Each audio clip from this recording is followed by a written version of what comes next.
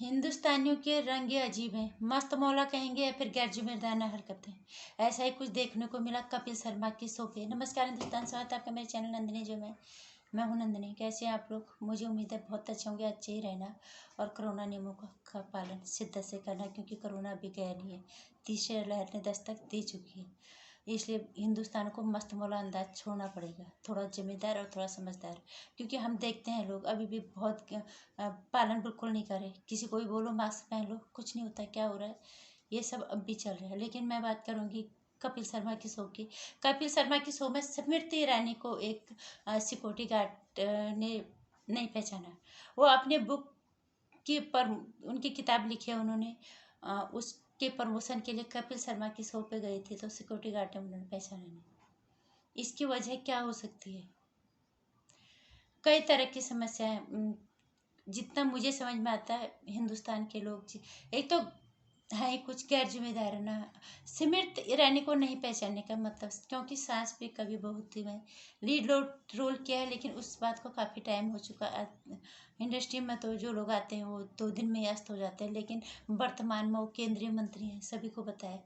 और उसको नहीं पहचानना, एक बॉलीवुड वाले को तुम भूल जाओ वो बात अलग है, लेकिन लोग बॉलीवुड वालों को नहीं भूलते।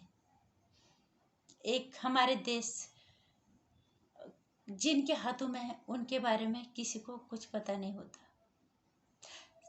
सिक्योरिटी गार्ड ने उन्हें पहचानने से इनकार कर दिया। नतीजा ये हुआ कि स्मृति ईरानी को वापस जाना पड़ा बिना प्रमोशन के। और अब उनकी प्रमोशन इस तरह से हो रहा है कि वो अपनी किताब की प्रमोशन के लिए आई थी और वो उनको पहचाना नहीं।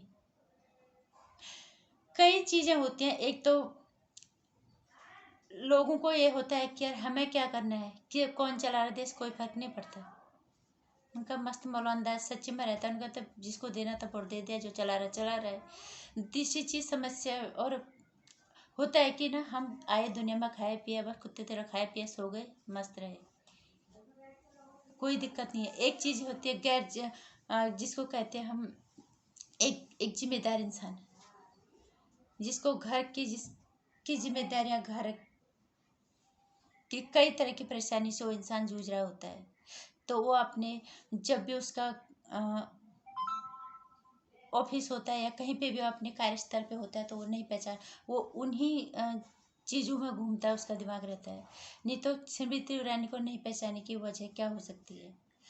या तो यही कि उसे कोई फर्क नहीं पड़ता कि हमारे देश के मंत्री कौन है, कौन चला रहा है, और या फिर वो अपने देश, या तो वो अपने उसमें घर अपनी अपनी दुनिया में मस्त है। अपने घर की 10 जो उसके दिमाग में परेशानियां घूम रही होंगी, शायद इस वजह से उसको पहचानने में दिक्कत हुई होगी। स्मृति ईरानी ने तो केंद्रीय मंत्री है, क्यों नहीं पहचानते? उसको पहचानते जरूर।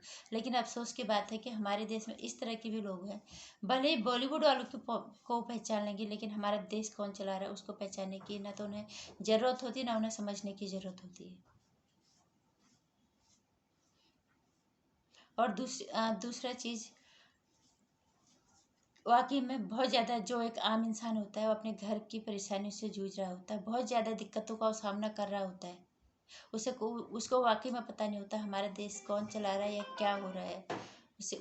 वो ना वो जानना चाहता है, क्योंकि वो अपने घर की परेशानी से बाहर नहीं निकलता।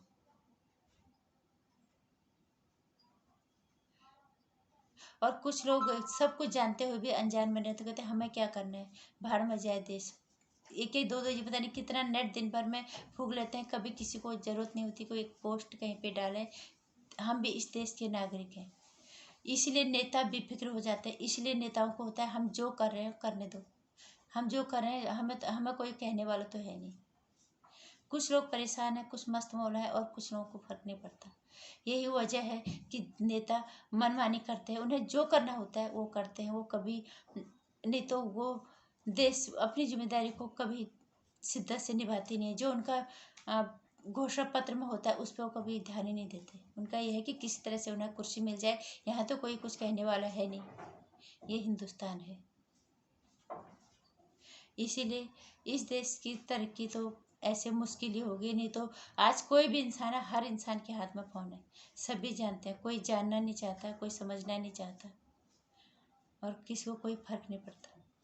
यही वजह है जो स्मृति ईरानी को कपिल शर्मा के शो पे नहीं पहचाना गया। आज उनकी बुक जो उन्होंने वहाँ लॉन्च करनी थी, उसका उद्घाटन वहाँ पे करना था, उसके प्रचार के लिए आए थे वो, तो वो बिना उसके प्रचार के वापस चले गए और अब इस तरह से लोग उनकी बातें कर रहे हैं। नमस्कार। इतने भी मस्त मौला मत बनो कि देश के नेताओं को जो हमने जिम्मेदारी दी थी हम आंख बंद करके बैठ जाए। इतने भी स्वार्थी मत बनो कि हम अपने से ऊपर उठ के ना सोचें। अगर ऐसा होता तो हमारा देश आज़ादी नहीं होता, हम वहीं पड़े होते गटर में। आज़ादी की गुलामी की बेड़ियों में अभी तक हम जकड़े होते, तभी हम आज़ाद हो पाए। अपने स्वार्थ से थोड़ा सा ऊपर निकलो। कितनी भी परेशानी है, थोड़ा सा सोचो कि हमारा देश किन के हाथों में है, कहीं गलत हाथों में तो नहीं है। और यही वजह हो सकती है कि एक गार्ड ने उन्हें नहीं पहचाना और उन्हें वापस जाना पड़ा। नमस्कार। आप क्या सोचते हो ये आपको पता है। जो मुझे समझ में आया वो मैंने अपनी वीडियोज में अपने विचार डाले हैं। पसंद आता है तो लाइक कर दीजिएगा, शेयर कर दीजिएगा, चैनल को सब्सक्राइब कर दीजिएगा। आने वाली वीडियोज़ की जानकारी के लिए घंटे आइकन प्रेस कीजिए।